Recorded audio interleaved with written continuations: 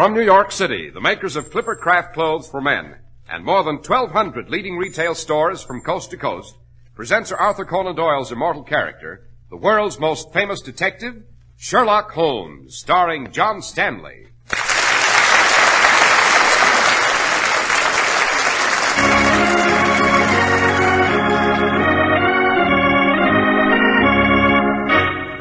This week's story, The Adventure of the Three Garridebs.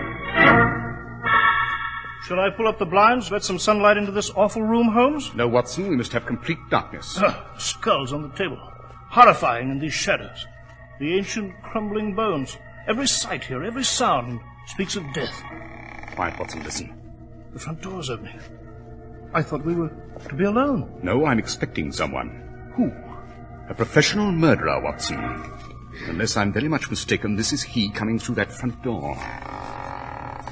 The revolver ready? Ready. Now, Watson.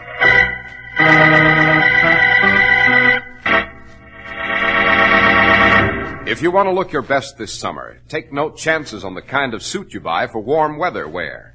Be sure it's light and cool, but be doubly sure that it's so smartly tailored, so perfectly fitted, that you never look heat-crumpled. Only expert tailoring can assure that. The kind of master tailoring you get in fine Clippercraft suits. And they don't cost you a lot of money. You can buy a Clippercraft summer suit of tropical weight for as little as $33.75 to $42.50. And for that moderate price, you get a suit that will be envied by men who usually pay more, much more. You save all that money through the unique Clippercraft plan, whereby more than 1,200 independent merchants from coast to coast pool their tremendous buying power. You get the benefit. A Clippercraft spring and summer suit will help you face the summer with the confidence that goes with perfect grooming.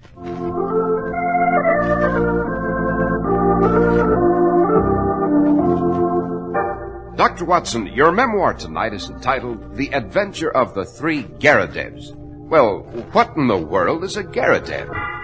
Why, that's a gentleman's name, Mr. Harris. And the peculiarity of the name, Mr. Harris, has a great deal to do with our story.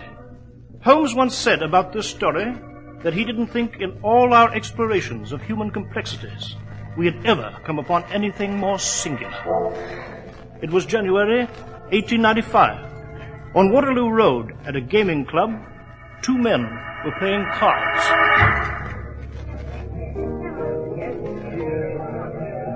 No, you don't, Evans. That's not the card you buried in the deck. It certainly is, Prescott. You didn't show the 6 of clubs. You showed the 4 of diamonds. I've been playing blackjack too long to be careless about such details. I said I showed the 4. You're a rotten double-dealing faker. Why, you cheap, dirty-mouthed You tramp. must have been cheating all along. I want my money back, every bit of it. And I want it now. Also, help me, I'll break your neck. You know I played fair. You just want your money because you can't stand losing. Give me that money. I'll give you this. Oh! So you carry a gun, Prescott, huh? Well, if you like fireworks...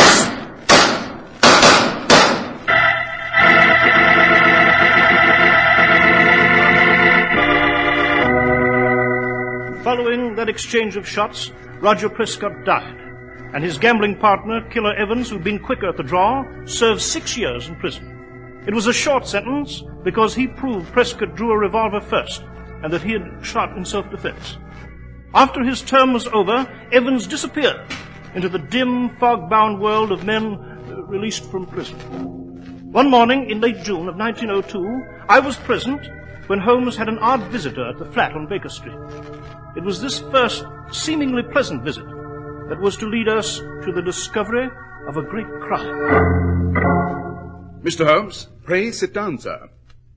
You are, of course, Mr. John Garrideb. May I present my colleague, Dr. Watson? How do you do, sir? Garrideb? As for your problem, sir, your friend, Mr. Nathan Garrideb, has already invited me to be of assistance. Yeah, so he told me. That's why I've come. Nathan Garrideb? And you're John Garrideb? Brothers, perhaps, eh? No, they're not brothers, Watson. No doubt John here will explain. It concerns this document in my hand. Oh, Nathan sent that, did he? He did, but with precious little explanation. If we might have a clear account from you... In the presence Of Watson, certainly. We usually work together. Well, years ago in the United States, there was a man named Alexander Garrideb. A third Garrideb? Really, I'm rather confused about this. It's simple, Doctor. Alexander Garrideb made his money in real estate. He bought land along the Arkansas River. He became fabulously wealthy. But he'd no relatives. And he developed a strange mental quirk. Which was? Well, he took a kind of pride in the queerness of his name. Garrideb. I had a law practice then in Topeka, and there we met. I imagine he took a liking to you, since your name was also Garrideb. Exactly, Mr. Holmes.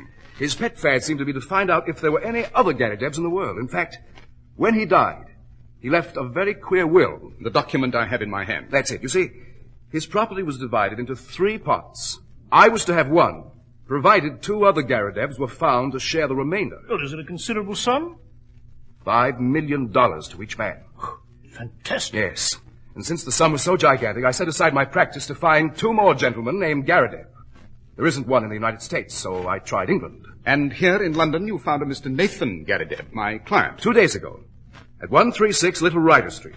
I located him with the London telephone directory. Well, you're very fortunate. Does he have relatives? No, none. And the will states that all 3 Garridebs must be adult males. Whimsical, eh, Watson? Mr. Garrideb, have you tried advertising in the agony columns of the newspapers? Yes, I have. No replies. It's a most curious little problem. Oh, by the way, you mentioned having come from Topeka.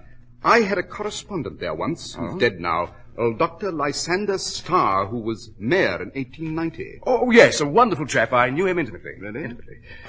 Well, Mr. Holmes, we must find a 3rd man named Garrideb somewhere in the globe, or lose millions. We depend upon you, sir. As well you may.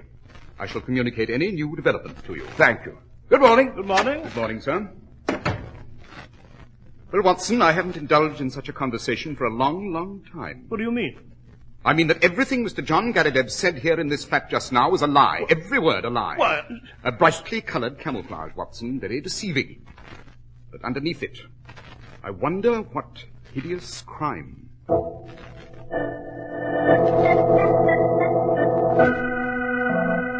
Dash it all, Holmes. I've permitted you to smoke your pipe and meditate long enough.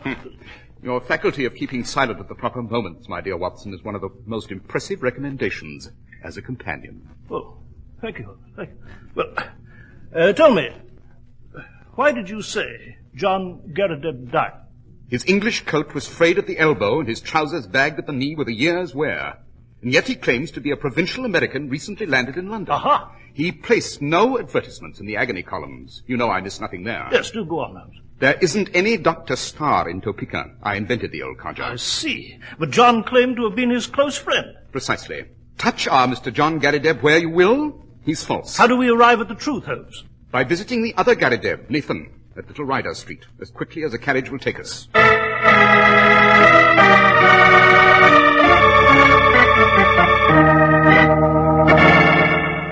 This is Nathan Garrideb's residence, Watson. Yes, I'll ring Holmes. We begin on firm ground. Nathan Garrideb is indeed this gentleman's real name. How could you know that, Holmes? Before we've even met. Observe, Watson, the brass nameplate by the door, especially its discolored surface. Up some years. Oh, yes, of course. Now that you've pointed out. Yes? What is it? Mr. Nathan Garrideb, I am Sherlock Holmes. This is my friend, Dr. Watson. Oh, do come in, gentlemen. Thank you. This way, gentlemen. This way. Fascinating room, sir. Do you find it so? I'm very proud of my collection. Yes, incredible number of cupboards and cabinets. That's my butterfly collection where you're standing, Doctor. In this case, gentlemen, my ancient coins. In that cabinet, the skulls of prehistoric men, flint instruments, early weapons. Dare say I've never seen so singular a collection. My doctor lectures me about never going out. But why should I, when there's so much to hold me here? You never go out? Very seldom, Mr. Holmes. I'm not too strong. My research is very absorbing. You may well imagine what a terrific shock, pleasant but terrific it was, when I learned of the will and my good fortune. If we find just one more man named Garrideb, each of us receives $5 million. Yes. Have you any specific plans for spending the money? Oh, I shall spend it enriching my collection. Tell me, when did John Garrideb first speak to you? Last Tuesday. Did he ask for money? No. Do you know of any ulterior motive he might have? None. You told him we were coming here today. I did. Holmes, what are you driving at? Have you any articles of great value in this collection? Oh, it's a good collection, but not very valuable. I see. How long have you been in these rooms? Nearly 5 years. Ah, now I see. You imagine I'm not mentally well. You see my collections, my fossils, bones, my skulls, my dusty room. You're suspicious. You picture me as a child, locked forever in a room with his toys. That is what you two gentlemen are thinking. I know. And you're saying to yourselves he's insane. What's he up to? Is he scheming with this John Garrideb? Why, does every sight and every sound in this room speak of death?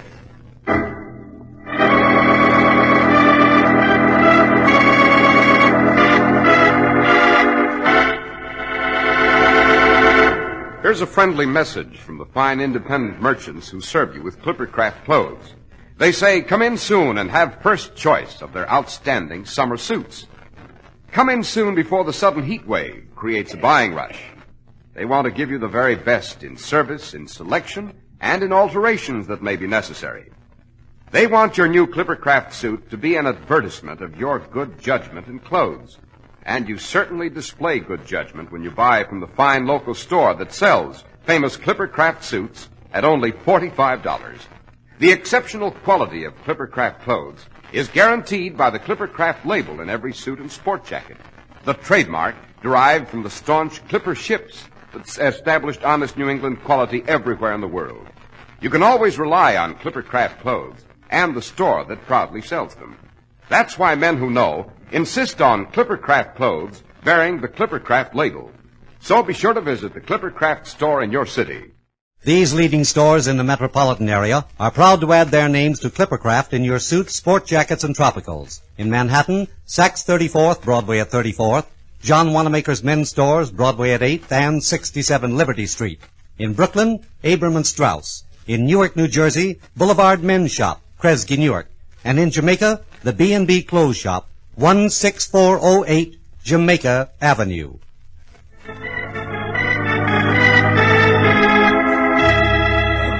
Dr. Watson, you and Mr. Holmes were visiting old Mr. Nathan Garrideb at his very frightening rooms. Yes, Mr. Harris. And Garrideb had a wild gleam in his eye as he ranted on about himself and about how suspicious he thought we were. You've exaggerated our viewpoint, Nathan Garrideb. Have I? I hope so. I hope you trust me. Actually, I'm a gentle and very innocent and rather exhausted old man. Now, who might that be? I have it. Well, Mr. John Garrideb, eh? Mr. Holmes, I've found the third man. Have you really? I hoped you'd be here, Mr. Holmes. Dr. Watson, to hear the good news. Look. Where is the third man? Who is he? How'd you find him? This newspaper. May I examine it? $5 million. Each of us collects $5 million. What's in that newspaper? May I see? I've made inquiries in Birmingham. My agent there sent me this advertisement from a local paper. Read it. Let me see. Howard Garrideb, constructor of agricultural machinery, binders, plows, farmers' carts, buckboards, other appliances. Estimates for artesian wells. Apply Grosvenor Buildings, Aston. You see? Another man named Garrideb. Glorious! Glorious! I'm rich. My collection will be the most magnificent in all history. Now we must see this thing through. I've written to this Howard Garrideb and told him that you, Nathan, will see him at his office in Birmingham tomorrow afternoon. You want me to see him, John? Well, wouldn't it be wise, Mr. Holmes? I'm sort of, really a nondescript American, but Nathan here is a Britisher with solid references. Look here, Nathan.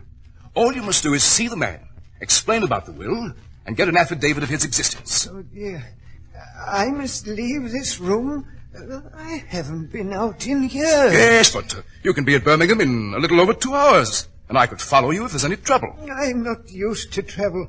I just know my room. The world outside is another world. I'd be confused, afraid. I would urge you to go, Mr. Nathan. You would, Mr. Holmes? But the poor chap is elderly and infirm, Holmes. I believe the journey might be good for him, eh, John Garridebs? Oh, without a doubt. Look here, Nathan. I've come all the way from America, so... Well, it's little enough to ask you to go 100 miles so as we might collect $5 million. Will you go to Birmingham, Mr. Nathan? Yes. I'll go. Fine. I'll call tomorrow and see you off to Birmingham. Good night, gentlemen. A joyful good night. Mr. Garridebs, Yes, Mr. Holmes? I should like to examine your collection more closely. I could take you around now if you have time. Unfortunately, I have not, but while you're away tomorrow, would you object to my visiting these quarters? Oh, not at all. Mrs. Saunders in the basement will let you in with her key. Excellent. Oh, by the way, who is your house agent? His house agent, Holmes? Holloway and Steele in the Edgware Road. But why? I was wondering if this house was Queen Anne or Georgian. Oh, Georgian, beyond doubt. Really, I should have thought it a little earlier. However, goodbye, Mr. Garridebs, and may you have every success in Birmingham. Thank you, Mr. Holmes. And Dr. Watson. Goodbye. Goodbye, sir. Well, it's astonishing they found the third man for the will, eh, Holmes? Is it, Watson? Did you notice nothing curious about the advertisement John Garridebs showed us in that newspaper? Jove, yes, I did. The word plough was misspelled. Yes, P-L-O-W, but we spell it P-L-O-U-G-H. It was bad English, but good American. Then the buckboards. That is American also.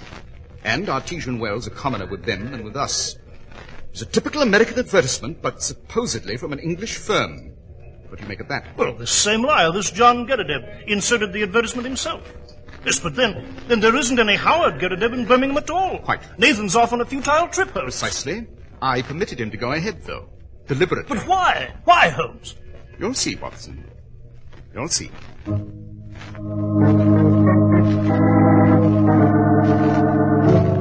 Holmes, where were you all morning? I must warn you, Watson, I have more information. It points to an even greater menace than I thought.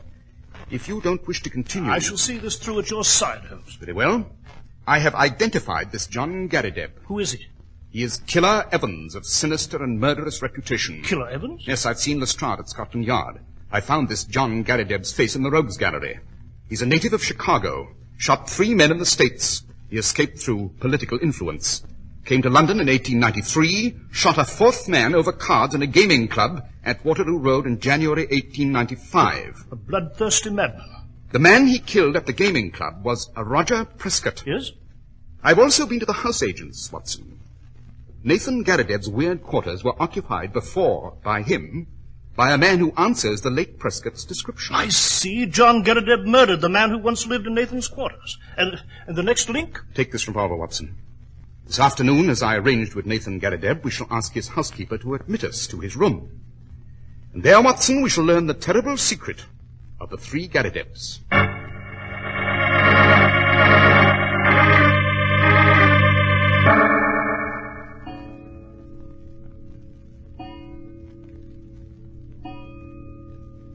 Shall I pull up the blinds? Allow some sunlight in, Holmes? This room of Nathan's so dark. No, Watson. Skulls. Horrifying. The shadows. Ancient crumbling bones here. This whole place, you know, so musty, as the air of a graveyard. Why have you told me to be quiet? Why don't you look about? Because I'm expecting someone. Who? John Garridebs, alias Killer Evans. Well, how do you know he'll come?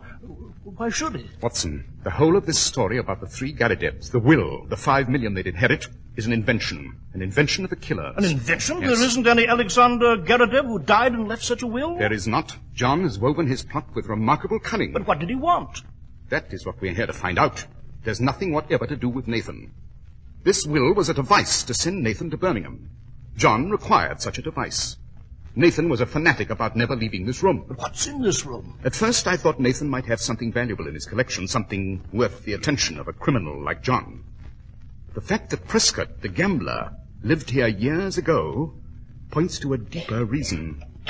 Wait, hear that? Yes, it's a key. Someone's at the front door. Quickly, let's hide behind that cupboard at the end of the room. Yes, right you are. Revolver ready. Yes, ready. Shh. The front door's opening. It's John Garridebs. Yes. Watch him.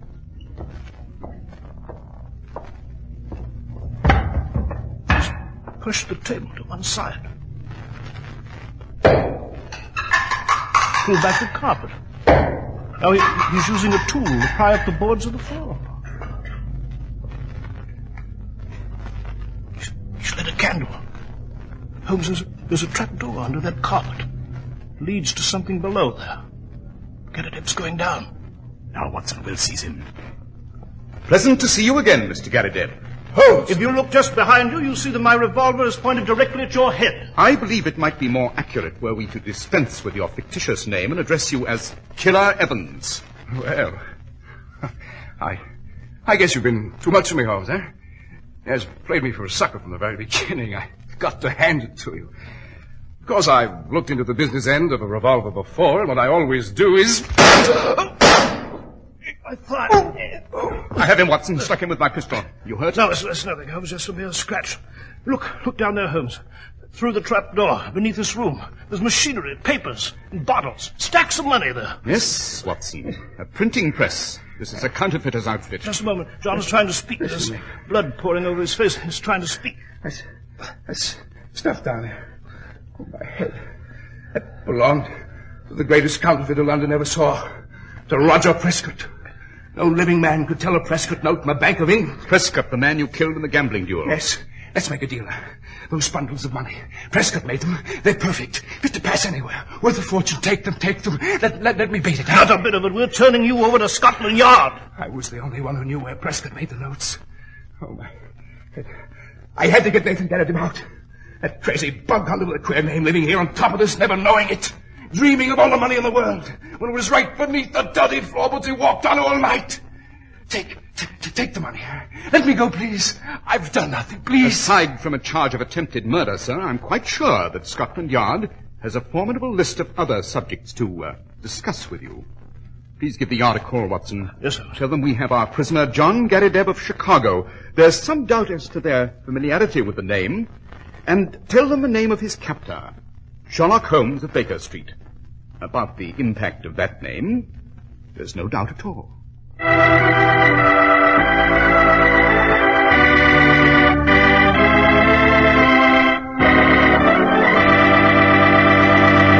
Well, Dr. Watson, what became of Nathan Garrideb? Well, Mr. Harris, he never got over the shock of his broken dreams.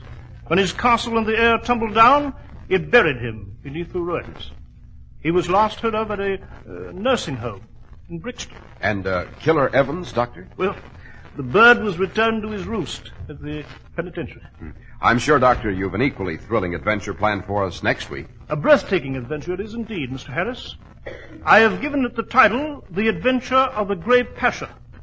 It concerns a Derby favorite, a broken roof, and a trail of peculiar footprints.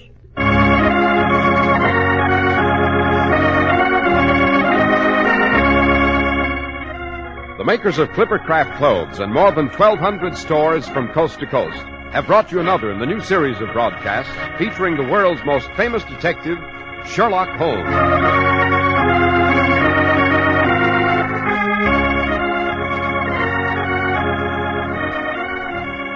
Our stories are based upon the character Sherlock Holmes, created by Sir Arthur Conan Doyle, and the program is produced and directed by Basil Lochran. Sherlock Holmes is played by John Stanley, Dr. Watson by George Spelvin. This week's story was written by Howard Merrill, with special music by Albert Berman.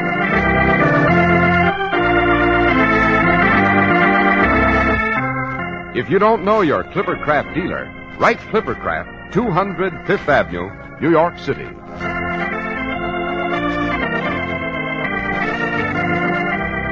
Be sure to listen next week to Sherlock Holmes in The Adventure of the Grey Pasha. This is I. Harris speaking for Clippercraft Clothes.